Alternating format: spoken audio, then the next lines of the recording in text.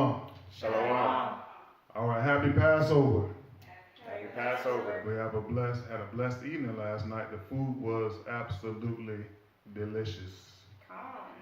So now we're into the Feast of Unleavened Bread. 7 days. Y'all ready for this journey? All right. With Tazadak.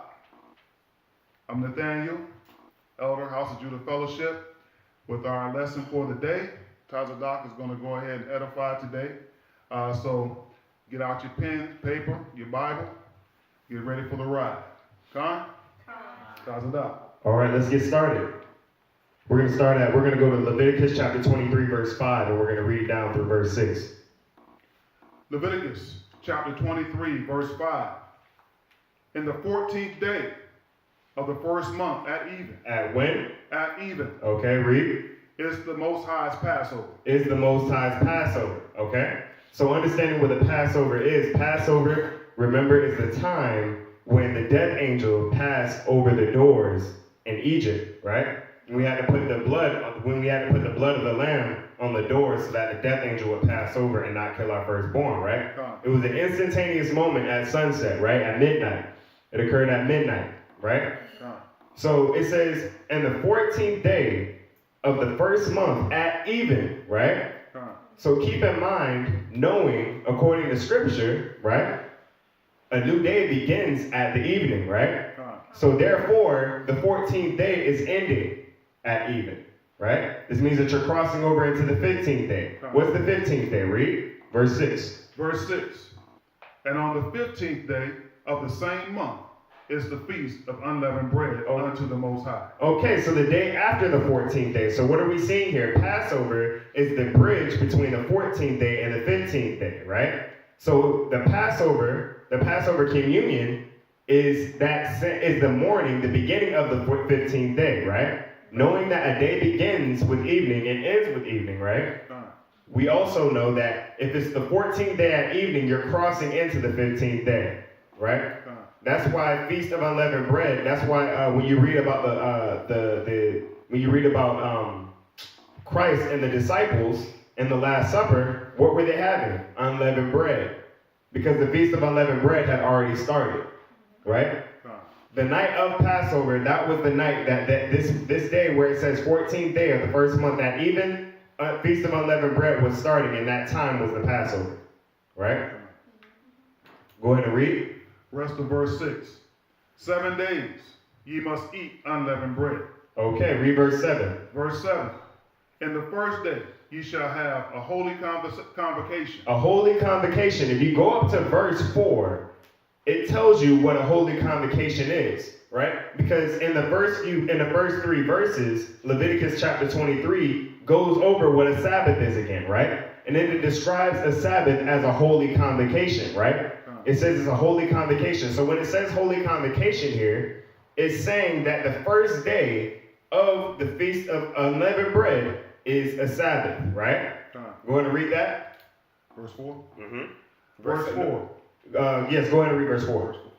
These are the feasts of the Most High, even holy convocations. Even holy convocations. So the Sabbath itself is a holy convocation, right? The specific, what it's speaking of when it says holy convocation is Sabbath, right? So what we're seeing here is that the 14th day, right? The 14th day at even, you're crossing from the Friday night, which is the beginning of the 15th day, the first day of the Feast of Unleavened Bread, right? Go ahead and drop down to verse 7. Verse 7. In the first day ye shall have a holy convocation. A Sabbath. Ye shall do no servile work therein. And it has the description of the Sabbath that was given in the first 3 verses. Go ahead and read verse 8. Verse 8. But ye shall offer an offering made by fire unto the Most High 7 days. And in the 7th day is a holy convocation. The 7th day is a holy convocation, right? So you're landing on another Sabbath, right? So you're in clear sevens here, right? If it was any other way, if the Passover itself was a full day, then you would reach a Sunday rather than a Sabbath day. That's how we know that Passover itself is not a full day. If the Passover was celebrated as a full day, then we wouldn't start and end on the Sabbath, right? Let's go ahead and move to Exodus chapter 12. What is the Feast of Unleavened Bread? Why do we celebrate the Feast of Unleavened Bread? And why is it that we have to eat unleavened bread during this week? What is the purpose, right? We know that the Most High gives us memorials, right? Right. To help us remember. So let's start at Exodus chapter 12, verse 16. Exodus chapter 12, verse 16. Mm-hmm. And in the first day there shall be a holy convocation. The holy convocation, not Sabbath. Read. And in the seventh day there shall be a holy convocation unto you. A Sabbath. Read.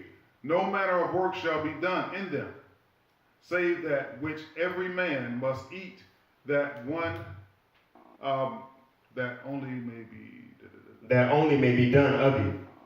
Okay. Right?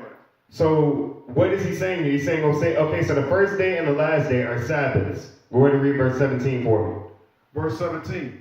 And ye shall observe the feast of unleavened bread, for in this same day have I brought your armies out of the land of Egypt. Therefore shall ye observe this day in your generations by ordinance forever. Okay, so when we continue reading, you will see that Israel had not even left Egypt yet. The Passover hadn't even occurred yet, right? The Most High has already told Moses to declare to the people of Israel that there will be a holy convocation, right? That this day would be a holy day and would be observed from our people forever, right?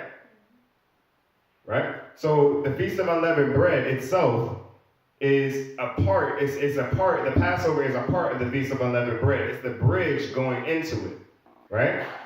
Let's go ahead and get the rest of verse 17. Verse 17. Mm-hmm. Therefore shall ye observe this day in your generations by an ordinance forever. So they've already established that this will be a holy day. This will be a memorial. Go ahead and read verse 18. Verse 18. In the first month, on the 14th day of the month at even, ye shall eat unleavened bread. Whoa, wait a minute. This is a contradiction. See, there are many out there who believe that the Old Testament and the New Testament contradicts itself, that the Bible contradicts itself. But didn't we just read in Leviticus chapter 23, and we know that a day ends and begins at evening. So what we know is that the Passover, we celebrate the Passover at the evening on the 14th day, but we also begin the Feast of Unleavened Bread. That's why it says here, on the 14th day of the first month, you shall eat unleavened bread. Why? Because at the time when the Passover is occurring is the same time when the Feast of Unleavened Bread is beginning. Does that make sense? Right? So that's why this is not a contradiction. It's not saying in Leviticus, the Feast of Unleavened Bread begins on the 15th day, but here in Exodus it says that it begins on the 14th day. No. They're occurring at the same time. They come in at the same time. Go ahead and finish up that verse. Ye shall eat unleavened bread until the 21st day of the month at evening. Okay, so if you count 7 days from the 14th day, you land on the 21st day, which is a Sabbath. It goes by sevens. It's all clean by sevens. We order our days according to Sabbaths, and when we forget our Sabbaths, we forget the order of the whole calendar. We've gone over the Hebrew calendar, 52 weeks inside of a year. Everything divides cleanly inside of that time period, right? Go ahead and read verse 19. 7 days shall there be no leaven found in your houses. 7 days shall there be no leaven found in your houses. Read. For whosoever eateth that which is leavened, even that soul shall be cut off from the congregation of Israel. What is the significance of this leaven? Well, we're going to find that Christ gives an explanation as to what the significance of that leaven is in the New Testament, right? All we knew, we're going to find out why they might have believed the leaven was important. Why it was important? Because it was a memorial, yes, but it had a deeper meaning to it as well. Right? Go ahead and read it. Rest of verse 19. Whether he be a stranger or born in the land. Go ahead and read verse 20. Verse 20. Ye shall eat nothing leavened. In all your habitations shall ye eat unleavened bread. Okay, so everything that we eat can't contain leaven. All the leaven must be put out of your house. Go ahead and read verse 21. Verse 21. Then Moses called for all the elders of Israel, and said unto them, Draw out and take you a lamb according to your families, and kill the Passover. Continue. Verse 22. Mm-hmm. And ye shall take a bunch of hyssop, and dip it in the blood that is in the basin, and strike the lintel and the two side posts with the blood that is in the basin. Now he's telling them what they should do to prepare for the death angel that's coming later that night.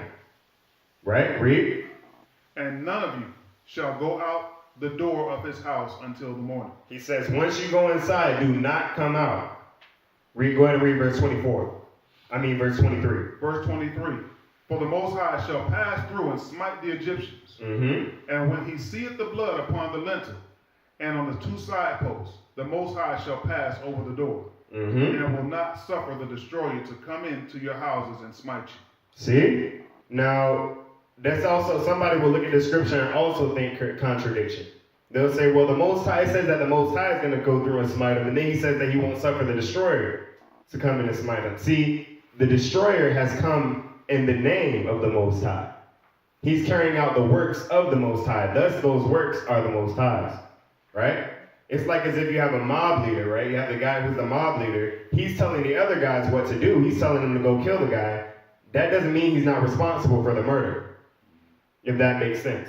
When he gets tried in court, he will be tried for sending that person to kill as if he were the murderer himself.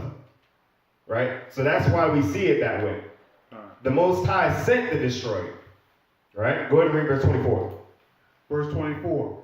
And ye shall observe this thing for an ordinance to thee and to thy sons forever. So it has been established as a holy day amongst our people for all of our generations forever. We're supposed to keep this holy day amongst all of our generations.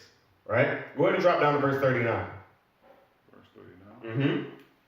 Because this is after the Passover has happened and Pharaoh has kicked Israel out of Egypt. He's kicking them out of Egypt. So they're in a rush to get out, right? He tells them to get out.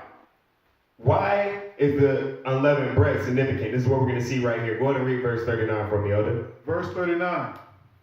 And they baked unleavened cakes of dough which they brought forth out of Egypt.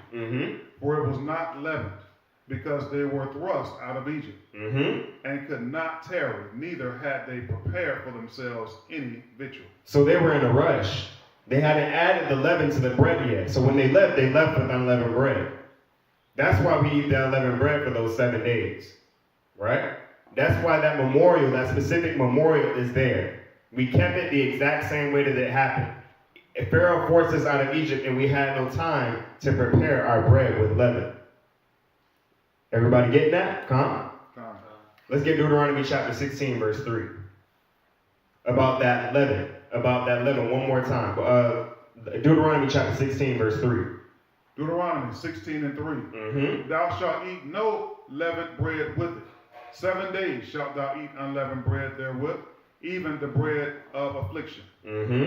For thou comest forth out of Egypt in haste, that thou mayest remember the day when thou comest forth out of the land of Egypt, all the days of thy life. See, that's why he continues to make us eat unleavened bread every Feast of Unleavened Bread. Because it was for us to remember when we left Egypt in haste, right?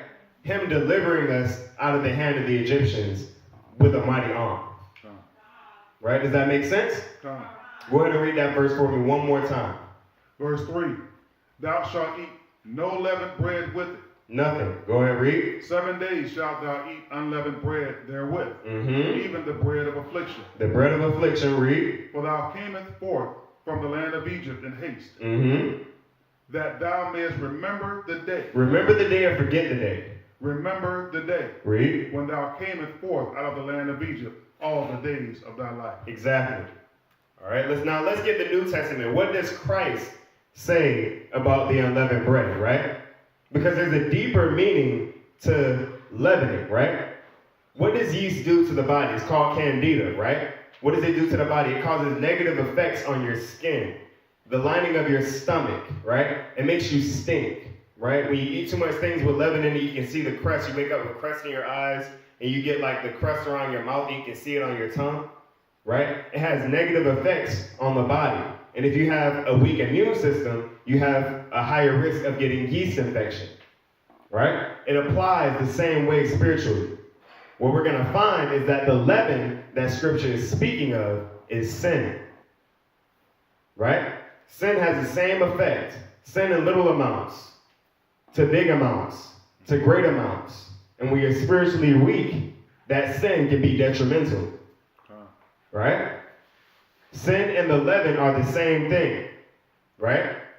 That's why it says that we must put all leaven away. Purify spirits fast, right? Go ahead and read. Go ahead and read from, we're going to read from verse 3. Matthew 16 and 3. Mm-hmm. And in the morning, it will be foul weather today, for the sky is red and lowering. O ye hypocrites, ye can discern the face of the sky, but can ye not discern the signs of the times? Read verse 4. Verse 4. A wicked and adulterous generation seeketh after a sign, and there should be no sign given to it, but the sign of the prophet Jonas. Mm-hmm. Read. And he left them and departed. Verse 5. And when the disciples came to the other side, they had forgotten to take bread. Mm-hmm. Verse 6. Then Yeshua saith unto them, Take heed, and beware of the leaven of the Pharisees and of the Sadducees. He said, take heed and beware of the leaven of the Pharisees and the Sadducees, right? Under the doctrine of the Pharisees and the Sadducees, there was still sin, right? Sin unto death, right? Can continue reading. Verse 7. And they reasoned among themselves, saying, It is because we have taken no bread. Verse 8. Which when Yeshua perceived, he said unto them, O ye of little faith, why reason among yourselves? Because ye have brought no bread. Go ahead and drop down verse 11. What is Christ speaking of here? Read. Verse 11. How is it that ye do not understand that I spake it not to you concerning bread? He wasn't speaking of the bread. It was never about the bread. Read. Ye should beware of the leaven of the Pharisees and of the Sadducees. Right? What were the Pharisees and the Sadducees doing? They were hypocrites. They're telling people, oh, you better keep the law, you better do this, you better do that, when they're committing the same sins of every other person behind closed doors, dressed higher than holy. Right? He said, beware of the leaven of the Pharisees and the Sadducees. Go ahead and read verse 12. Verse 12. Then understood they how that he bade them not beware of the leaven of bread, but out of the doctrine of the Pharisees and of the Sadducees. Right? Because the Pharisees and the Sadducees were following the letter of the law, but without the letter of the law, they were without the spirit of the law that Christ was bringing. Therefore, sin was still with them. The doctrine that they were teaching was sin. Right? They weren't teaching Christ. That's why he says, beware of the leaven of the Pharisees and Sadducees. And then he says, and then they understand later on that he wasn't speaking of the leaven at all. He wasn't speaking of the bread. He was speaking of the doctrine of the Pharisees and the Sadducees. Right? That's why he asked the question later. He says, whom do men say that I am the Son of Man? What do they say about me? And this is when Peter answered. He says that you're the Messiah. Right? He said, beware of the leaven of the doctrine of the Pharisees and Sadducees. That leaven is sin, right? We're purging, during this time period, we're purging away the sin, right? It's a purification process, right? Getting out everything that's disgusting within our body. It's a detox, right? Removing all of the leaven, removing all the sin during this time period. Recognizing that sin. In order to remove sin, don't you have to know that it's there? Right? You can't remove sin that you don't know is there. Right? You can't remove the baking soda and the baking powder in your house if you don't know it's there. Right? So you have to recognize that sin, bring it to the forefront, put it in front of your eyes, acknowledge it, and remove it. Same thing is on Passover night. On the night of the Passover. You remove, everything is already removed from your house. And when you take that Passover, you put it in your mind, everything that you know you need to repent of and change. And you do it in that moment. Right? Because you have to enter into the Feast of Unleavened Bread prepared to remove sin. Right? You have to remove all sin from your life in this time period. Does that make sense? Now, do we still have to keep the Feast of Unleavened Bread? Did Christ do away with the Feast of Unleavened Bread? Right? Because a lot of them use Paul to say that not only the laws were done away with, but we don't have to keep the feast either. Let's get 1 Corinthians 5 and 8. This is 1 Corinthians chapter 5, verse 8. Read. Verse 8. Verse 8. Therefore, let us keep the feast. Let us what? Keep the feast. He said keep the feast, not get rid of the feast. Read. Not with old leaven. Mm-hmm. Neither with the leaven of malice and wickedness. The leaven of malice and wickedness. Sin. Read. But with the unleavened bread of sincerity and truth. Sincerity and truth. Right? Without leaven, without sin, purity. Go ahead and read that for me one more time. Verse 8. Therefore, let us keep the feast. We are supposed to keep the feast. Even after Christ died, Paul is still telling people to keep the feast. Read. Not with old leaven. Mm-hmm. Neither with the leaven of malice and wickedness. Neither with the leaven of malice and wickedness. What is he speaking of with that old leaven? He's speaking of that doctrine of the Pharisees and the Sadducees that Christ was speaking of. Right? That's that old leaven. Notice how even though the Pharisees and Sadducees were preaching the letter of the law, he still called it leaven. Right? That the old leaven that Paul is referring to here when he's writing to the church of Corinth is he's speaking of the doctrine of the Pharisees and Sadducees. Read. But with the unleavened bread of sincerity and truth. But with the unleavened bread of sincerity and truth.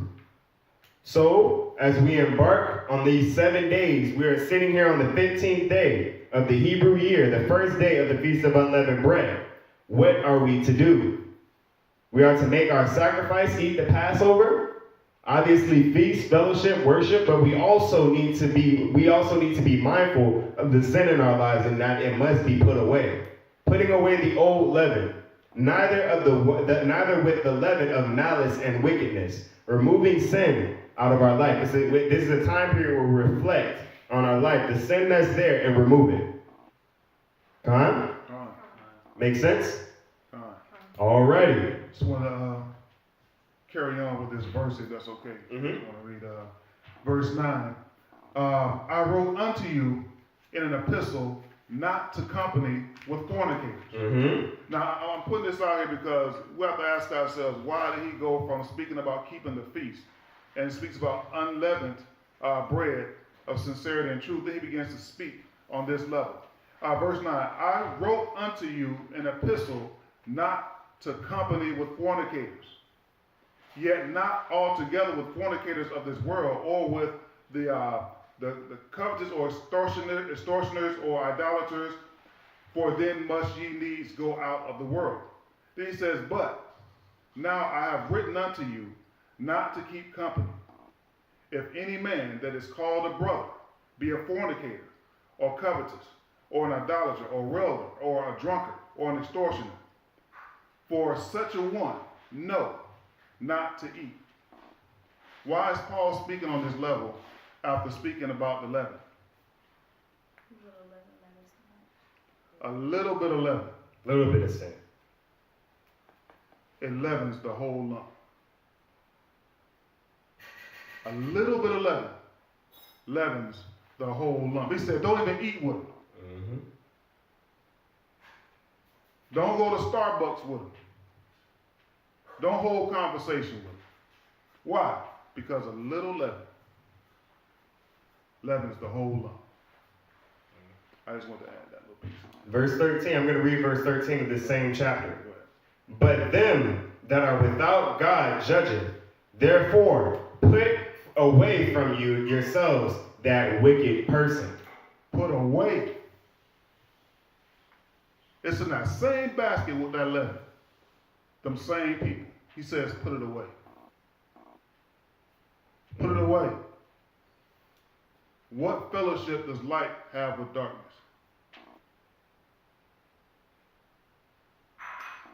Just saying. All right. That is the conclusion of our message. And that is the conclusion of our message on the feast, the Passover, and the Feast of Unleavened Bread. Was everybody edified? God. I hope so. So you enjoy your 7 days of the Feast of Unleavened Bread. We're about to go eat. It's going to be good. That's right. All right. And with that, we will say Shalom.